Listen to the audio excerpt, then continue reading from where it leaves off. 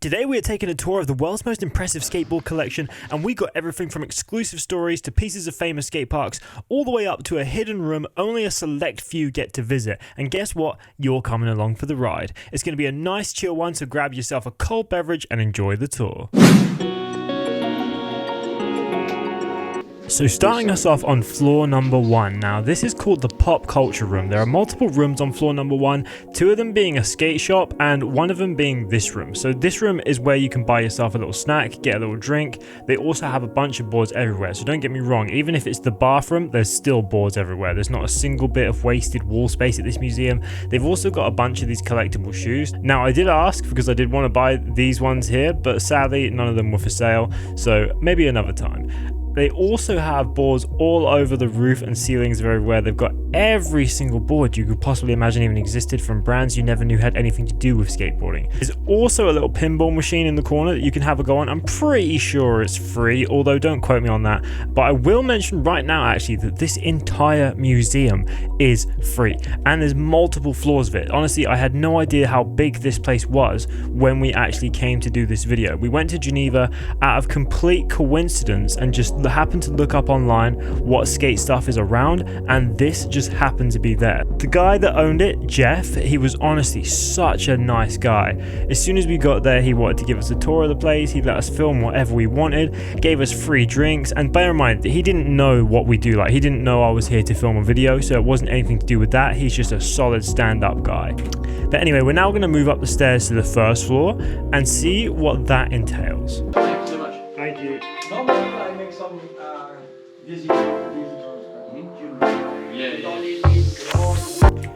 Honestly, this bit at the top of the stairs is probably one of the most impressive. All these signatures are from pro skaters, and all these boards have been skated by pro skaters and very famous skaters in the industry.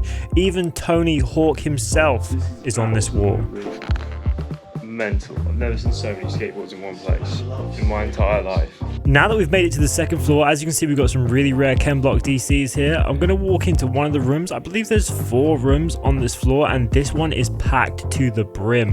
They have all different kinds of skateboards, all different kind of creations. There's actually even a board on here that's made for the snow, I believe. It's got like skis on the bottom. They have a bunch of clothes in the middle that I didn't actually take too much notice of now that I'm thinking about it. But as you can see, all these boards here are like pretty shredded up. One of my personal favorites coming up here is this Homer Simpson one. I'm a big fan of all the Santa Cruz Simpsons boards. They've done so many over the years, and this is just a teaser for all the boards that are coming up in one of these other rooms. They've got hand boards that are outstandingly rare at the moment. I haven't been able to find one of these for ages. I even asked Big Jim, and sadly he couldn't give me the information. This room that I'm now walking into is stacked with all these kind of old boards that have been donated by skaters over the years, from the 60s, 70s to the 80s, and he's even got a 2,000-year-old piece of wood that he's put trucks and wheels on. That's technically the world's oldest skateboard, so that's pretty interesting here. And I don't know if you guys follow my friend Ashley Mercer, but he's done a video on this skate wing before. It went absolutely viral, so would I like to have a go? Of course. Would I be allowed? Probably not. At this point, Jim came in and he gave us one of the best stories that I've heard from any sort of skateboard scene.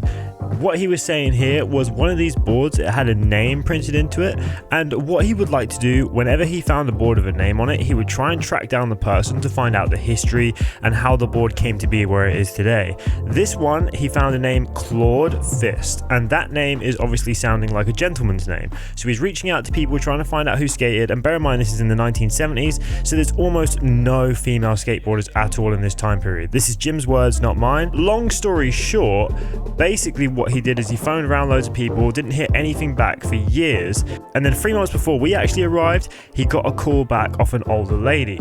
This older lady said, "You may have found my board," and thus came straight down to the museum, had a look at it, and revealed that that board is hers, and she was in her 70s, Jim tells us. Now the wheels on the board were burned, and Jim was asking the lady why the wheels were so burnt to a crisp.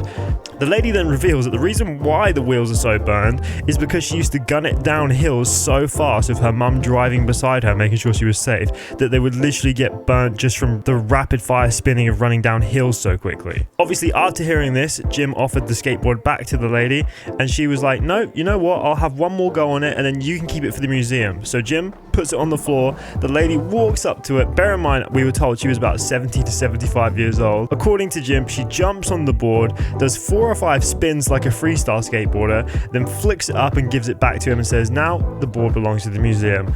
This is one of the best stories that I've heard, but it wasn't the only one that Jim told us. There was one more. And that followed a very similar storyline because he was trying to figure out exactly who owned the board originally. He did a few phone calls around like he normally does, and the guy who owned this one turned out to be the boss man of a Range Rover dealership. Now Jim took it into the dealership, and the guy just picked it off him and just started skating around the place like it was nothing. Apparently all the employees and stuff were like, what the hell, why is this guy skating in the Range Rover place, what a delinquent. And they had no idea that their boss used to be a skateboarder. To have a boss that is probably very strict in most days, to then just pick up a skateboard and start skating around the showroom, that must have been one hell of a sight. But anyway, we're going to go back to the tour because there's some seriously cool rooms coming up. We've got some Star Wars boards, a bunch of different SpongeBob and pop culture ones, so let's get straight back into that.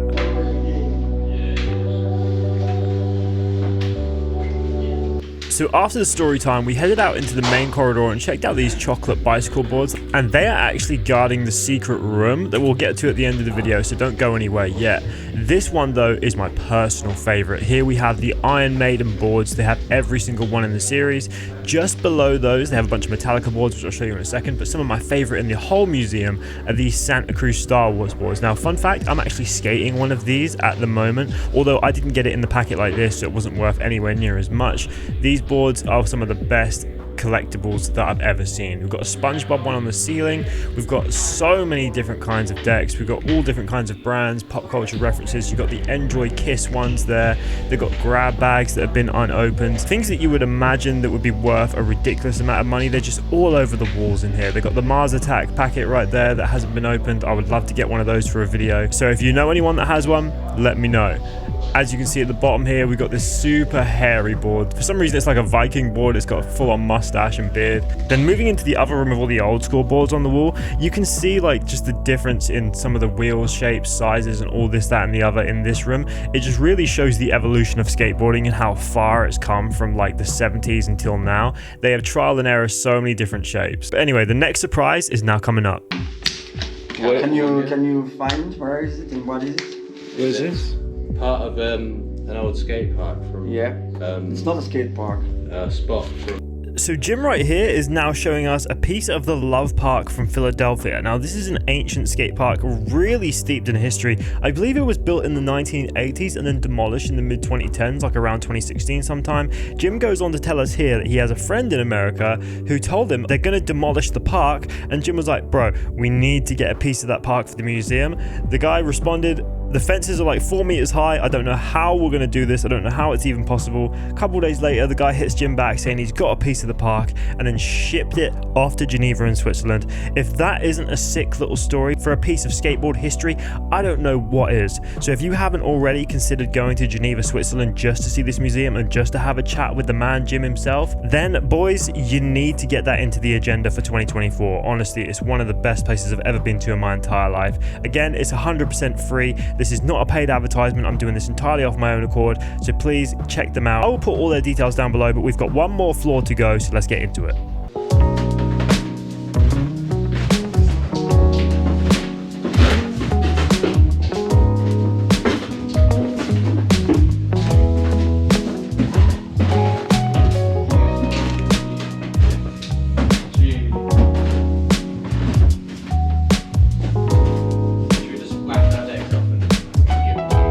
Top floor amidst all the boards, we obviously have this little like skateboard scooter thing that has a throttle and engine and everything. If I could have had to go on that, that would have made a banger video. Anyway, back to the bottom floor now, and in the room behind the skate shop, Jim wants to show us one final piece of skateboard history. So he dusts off this old binder that I think is about to exhibit some ancient Pokemon cards, but it's even better than that this time, my friends. He has got order sheets from George Powell, from Powell Peralta, from the first skate shops he ever opened, from Vans products that never got released, prototype sheets.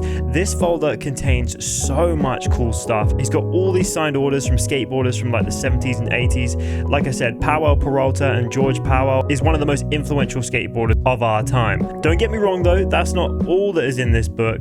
He's also got this prototype sheet for this Vans ankle guard that never actually ended up getting released. It was basically an attachment that went onto your Vans shoe and protected your ankle from the board hitting it. There was also prototype sheets in here for a board that you could use on ice. So like ice skates, but for skateboards. And you can imagine how dangerous that would have been. Imagine having like a metal blade on the bottom of your skateboard. We complain enough about getting hit by the wood. Let's leave that one in the past where it belongs. There's a few more things in this room that I want to touch on. These Star Wars boards, I'd never seen them before. They're like old school fish-shaped decks. He's also got a little VHS collection with every skateboard VHS that has ever been released. After showing us this room, he's going to take us to that final room that I promised you, the secret room that not everybody gets to see. So I'm not going to say any more. Let's get straight into that. And you probably know why, because I can't let the door open for anybody.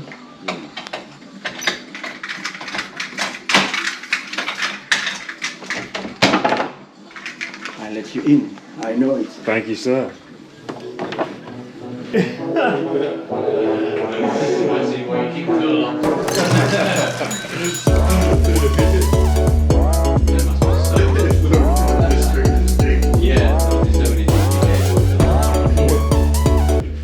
But anyway, that concludes the tour of the Geneva Skate Museum. Don't forget to like the video if you enjoyed it, subscribe and become a member. I'll see you in the next one.